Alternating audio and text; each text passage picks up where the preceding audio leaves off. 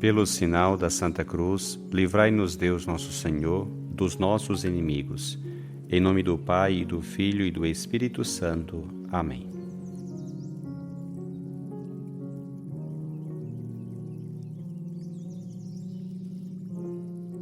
Do Evangelho segundo Lucas. Certo dia, Jesus estava rezando no lugar retirado e os discípulos estavam com ele. Então Jesus perguntou-lhes: Quem diz o povo que eu sou? Eles responderam: Uns dizem que és João Batista, outros que és Elias, mas outros acham que és algum dos antigos profetas que ressuscitou. Mas Jesus perguntou: E vós, quem dizeis que eu sou? Pedro respondeu: O Cristo de Deus. Mas Jesus proibiu-lhe severamente que contasse isso a alguém. E acrescentou: O Filho do Homem deve sofrer muito, ser rejeitado pelos anciãos, pelos sumos sacerdotes e doutores da lei, deve ser morto e ressuscitar no terceiro dia. Depois Jesus disse a todos: Se alguém me quer seguir, renuncie a si mesmo, tome sua cruz cada dia e siga-me. Pois quem quiser salvar a sua vida, vai perdê-la. E quem perder a sua vida por causa de mim, esse a salvará.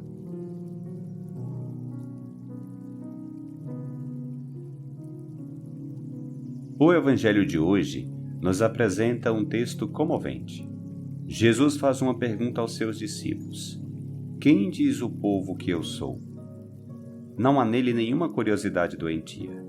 É apenas uma estratégia para fazer a pergunta definitiva, verdadeiramente importante, talvez a mais decisiva de toda a nossa vida. E vós, quem dizeis que eu sou? Pedro, o líder do grupo, inspirado pelo Espírito, dirá: O Cristo de Deus. Estamos diante de um dos evangelhos mais desafiadores e fascinantes de toda a Escritura. Gostaria, portanto, de compartilhar contigo 3 reflexões. Em primeiro lugar, temos uma pergunta marcante, uma pergunta que interrompe o tempo e a história. Quem diz o povo que eu sou? Os discípulos, a princípio, contentam-se em contar o que ouviram. Falam por ouvir dizer. Alguns dizem que é João Batista que teria ressuscitado. Outros dizem que é Elias, que depois de ter sido arrebatado por um carro de fogo, como diz a Escritura, teria retornado a nós. Não, Jesus não aceita histórias.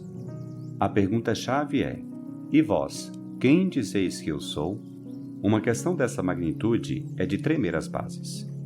E eu posso responder-lhe evasivamente: Tu és o mestre que ensina coisas interessantes, um filósofo ou moralista que nos ensina a viver bem, és uma figura histórica fascinante, mas tudo isso é insuficiente, pois não te implica. Não tenhas medo de dizer a ele: Jesus, tu és o meu Senhor, tu és o destino da minha vida, tu és a vida, com V maiúsculo, em quem coloquei toda a minha esperança. Diga isso de coração, porque uma resposta assim mudará a tua vida e abrirá uma perspectiva infinita.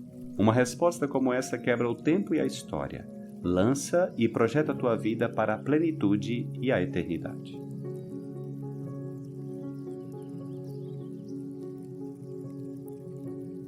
Em segundo lugar, gostaria de me fixar em Pedro. Seu nome era Simão, filho de João, e Jesus lhe impôs o nome de Pedro, porque sobre aquela pedra ele queria construir sua igreja, a comunidade dos seus seguidores, o povo de Deus, chamado a tornar real o amor de Deus no mundo. Em Pedro, nos encontramos por inteiro. Ele é sincero e dedicado, mas também teimoso e obstinado. Ele nega Jesus, mas depois lhe diz até 3 vezes que seu amor por ele é incondicional. Não é isso que também acontece contigo? Não tenhas medo de tuas fraquezas. Pedro disse a Jesus: Afasta-te de mim, porque sou pecador. E Jesus respondeu-lhe: Sim, mas serás pescador de homens. Sim, és pecador, nós somos pecadores, mas Jesus quer contar contigo. Não deixes de o confessar como teu Senhor, como Messias, como Filho de Deus feito carne por amor.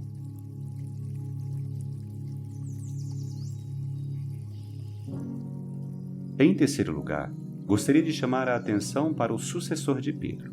Como somos afortunados por termos recebido o dom da fé católica, que por meio da sucessão apostólica nos coloca na mesma fé daqueles primeiros discípulos. Crer com a Igreja, presidida pelo sucessor de Pedro, o Papa, faz-nos viver na verdade da fé. É a Igreja Santa, formada por pecadores que, depois de 2000 anos de jornada, às vezes tortuosa, mantém intacta sua fé em Cristo Jesus. Hoje confessamos a mesma fé dos apóstolos. Hoje, com o Papa, também dizemos: Tu és o Cristo de Deus. Como é tua pertença à Igreja? Te sentes igreja? Ou és um daqueles que só se concentra nos defeitos dos membros da Igreja, um daqueles que só percebe as deficiências de suas estruturas e organização? Hoje, agradeças a Deus pela Igreja, pelo sucessor de Pedro dedicado ao serviço do povo de Deus, e testemunhe entre os teus o quanto tu és afortunado por ser Igreja e por ter recebido o dom da fé.